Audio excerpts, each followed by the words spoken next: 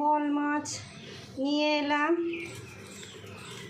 নুন আর হলুদ মেখে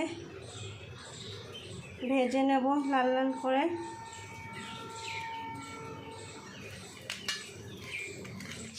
মাছগুলো ভাজা হয়ে গেছে, নামিয়ে নেব। দিয়ে আদা রসুন লঙ্কা মিহি করে বেটে নেব। জিরে ফোড়ন দিয়ে মশলাটা ভেজে নিলাম। পরিমাণ মতো নুন হলুদ দিয়ে ভালো করে মশলাটা কষে নিলাম। হয়ে গেছে, এবার অল্প জল দিলাম।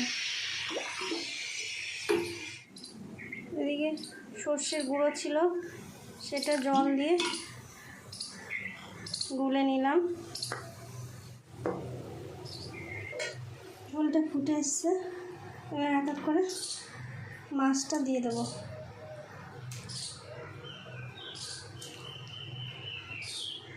ঢাকা দিয়ে একটু রেখে দেবো, তারপরে সর্ষেটা দিয়ে নামিয়ে নেব।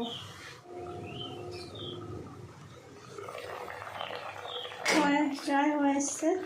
এবার আমি সর্ষে বাটাটা বা পাউডারটা পরে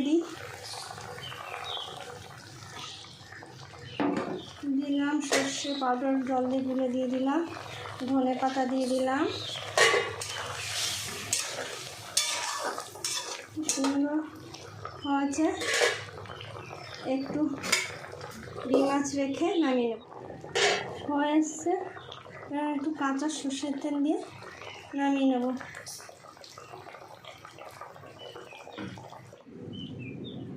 এই বল মাছের রেসিপিটা আপনারা করে খাবেন, দেখবেন কি সুন্দর লাগে।